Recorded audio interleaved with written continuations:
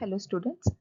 So we'll be discussing today in this particular video module 1, introduction to module 1, that is introduction to a brief history of MOS transistors, CMOS logic, also the MOS transistor theory, as I said, introduction to MOS transistors and its long channel IV characteristics, non-ideal IV effects, also the DC transfer characteristics of inverter. These are the topics we have in module 1, and in this particular video we'll be discussing the basics of MOS transistors. Okay,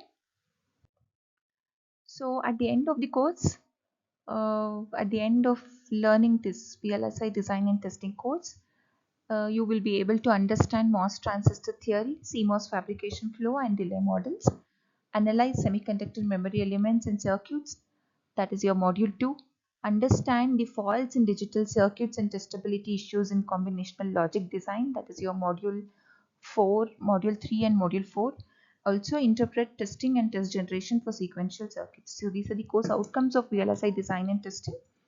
Okay, so in the first module, after studying the first module, you will be able to understand MOS transistor theory. Okay, basics of MOS transistor theory and how do we write a CMOS logic circuit. Okay, all those things you will be able to understand at the end of module 1. At the end of module 2, you will have a knowledge of CMOS fabrication flow and also some of the delay models. Okay, and these are the textbooks you've got to refer for textbooks are CMOS VLSI Design by Neil H.E. Waste, CMOS Digital Integrated Circuits by Sung Mo Kang and Yusuf. Then the third book we have is Digital Circuit Testing and Testability by Lala Parag. For module 1, the textbook that you have to refer is CMOS VLSI Design by Neil H.E. Waste. Okay. Okay, so if I have to give you an introduction to transistors, in 1958, okay, they built a first IC flip-flop with 2 transistors at Texas Instruments. In 2008, the Intel microprocessor contained more than 2 billion transistors, and the 16 GB flash memory contained more than 4 billion transistors in 2020. The highest transistor count in any IC chip is a deep learning engine called the wafer scale engine 2 by Cerebras. It has 2.6 trillion MOSFETs. So this corresponds to a compound annual growth rate of 53% over 50 years. So this incredible growth has come from steady miniaturization of transistors and improvements in manufacturing process.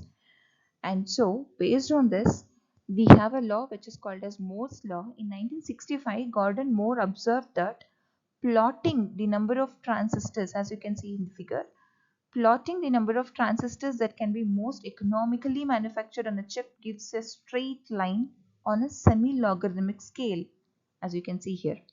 So with this observation, he put forth a law called Moore's law, which states that the number of transistors on a chip doubles every 18 months. So Moore's law is basically primarily it is driven by scaling down the size of the transistors. Okay, so each company must keep up with this competitors. Okay, so obviously the scaling cannot go on forever because transistors cannot be smaller than atoms. So the level of integration of chips can be classified as small scale, medium scale and large scale and very large scale. So small scale integration is SSI. Circuits such as the ICs what you use in your lab and digital lab.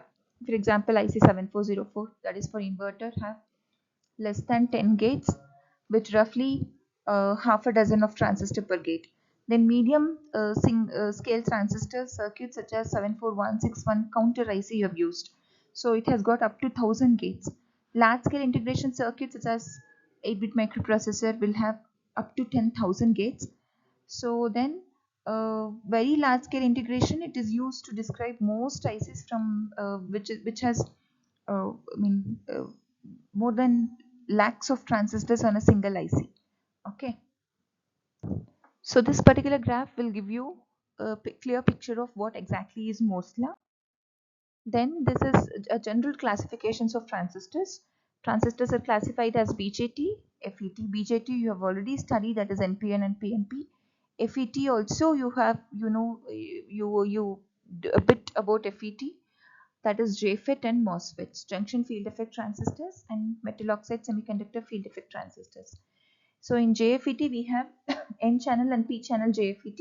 In MOSFETs, depending on the presence or the absence of the channel, we classify the MOSFET into depletion MOSFET and enhancement MOSFET. Again, in depletion and enhancement MOSFET, we have two types, N channel and P channel MOSFETs.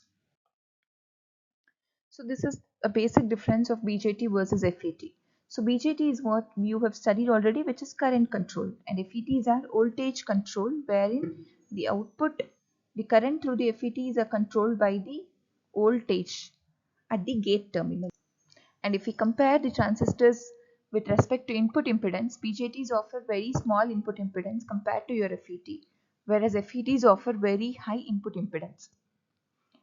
BJTs offer greater gain at the outputs than FET. Gain in BJTs are more than compared to FET. And size, when it comes to size, FETs are very smaller than compared to BJT. Popularity, FETs are becoming more popular nowadays and widely used in commercial circuits than BJT. And cost, BJTs are cheaper to manufacture. FETs, especially MOSFETs, are more expensive to manufacture. Now, the basic of MOS transistor. This is a cross section of a MOS transistors. Basics of transistors you have already studied. Let me just revise the basics of what are the layers, terminals of a MOS transistor. Okay. So as you know, transistor operation is controlled by electric field. So the devices are also called as metal oxide semiconductor field effect transistors. So the cross section of MOS transistor is shown here. Each transistor consists of a conducting gate terminal, okay, and uh, insulating layer. It will have an insulating layer of silicon dioxide and a silicon wafer, also called as the substrate. Here in the diagram we have shown a P substrate. It can be also N-type substrates. Okay, an NMOS transistors is built with a P-type body. For NMOS transistor, the substrate is P and has a region of N-type semiconductors adjacent to gate. As you can see here, we have two N plus regions on a P-type substrate. So this is an NMOS transistor cross section. So if we have N-type substrate and P plus regions for drain and source, then it will be a cross section of a PMOS transistor.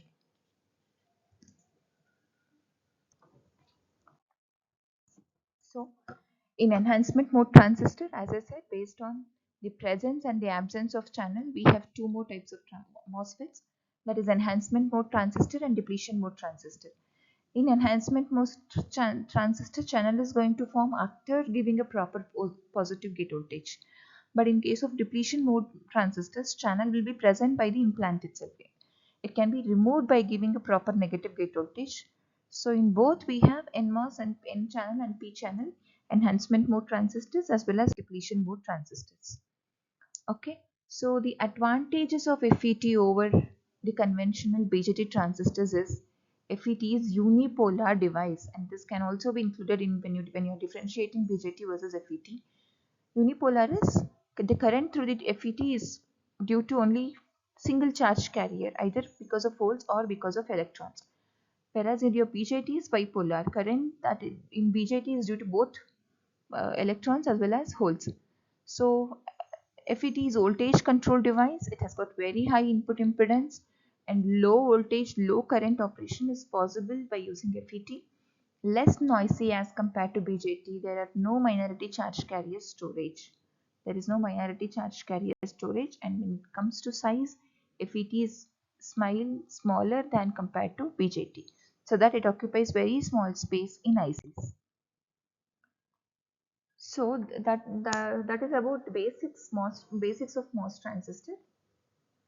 Now, how we can use these transistors as switch? So your MOS transistors can be electrically used as electrically controlled switches. Okay. So when a gate of an NMOS is on, I have written here both NMOS and PMOS transistors. When a gate of NMOS is on, the transistor is on, and there is a conducting path from source to drain. And there is a conducting path from see, this is NMOS transistor. Okay. So this is gate and this is drain and this is source, right?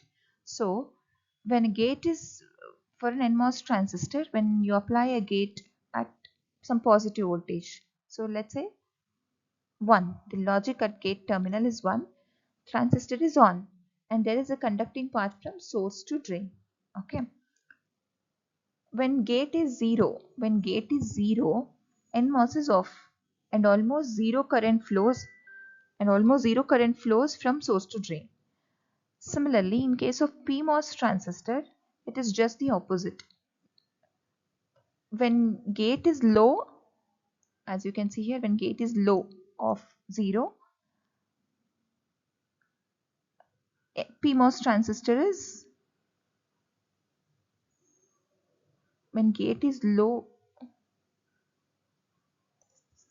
so this is when gate is 0 and this is when gate is 1. Okay, so when gate is 0, what happens? NMOS transistors are off, whereas for PMOS transistor, when gate is low, PMOS transistor turns on, and it turns off when gate is high. When gate is high, NMOS is on, PMOS is off. When gate is low, NMOS is off, PMOS is on. Okay, so these are the symbols of NMOS and PMOS transistor and switch level models of both NMOS and PMOS transistors. Right? I'll rewrite again. When A is 0, this is your PMOS transistor. This is your PMOS transistor and this is your NMOS transistor. So when you give A as 0, PMOS is, what happens to PMOS? PMOS turns on, NMOS turns off. So what happens to Y? Y is connected to VDD. It is not connected to ground, it is connected to VDD. So you get Y as what? 1. Okay. So similarly, when you give A as what? When you give A as 1, NMOS is, this is PMOS. PMOS is off, NMOS is on. So you get Y as what? 0, because it is pulled down to 0, ground, because NMOS is on. So when A is 0, you get the output as 1. When A is 1, you get the output as what? 0. Okay, that is shown here. CMOS inverter, when A is 1, PMOS is off, NMOS is on. NMOS is on, PMOS is off. So you get Y as 0. Okay. Similarly, for the other case, you get, when A is 1, you get Y as 0. When A is 0, you get Y as 1. Okay, these are the symbols of enhancement and depletion MOSFETs. And with this, we can now try to write the circuit of a CMOS circuit of an AND gate. So Y is equal to what? What is the equation we have for an AND gate? A, B whole bar. Correct? A, B whole bar. So this part of the circuit is what? Using PMOS, and this is using NMOS. So A into B. So when you have A into B, you have to connect the NMOS transistors in series and PMOS transistors in parallel. So each of the transistors are getting input A and B. So this is A and this is A, and this transistor is getting B. These two transistors are getting B. So the function you get is A into B whole bar. That is NAND gate function. Similarly, NOR gate is what? Y is equal to what? A plus B whole bar. So if there is a plus A plus B whole bar, you connect NMOS transistors in parallel and PMOS transistors in series, which will give you the function A plus B whole bar, that is your NOR gate. Similarly, like this, you can implement any of these Boolean equations. For example, here the equation is Y is equal to A into B plus C into D whole bar. A into B. So you connect NMOS transistors A, B in series. C into D, CD in series. Between these two, what do we have? Plus. So both the series transistor connection, you connected it parallel. PMOS is exactly the reverse, whereas AB is in parallel, CD in parallel. So this circuit will give you the equation A into B plus C into D whole bar. Okay. Similarly, this is an example for A plus B plus C into D whole bar. You can try and you can check the circuit. So this is how we design compound gate CMOS circuit, logic circuits in a VLSI design.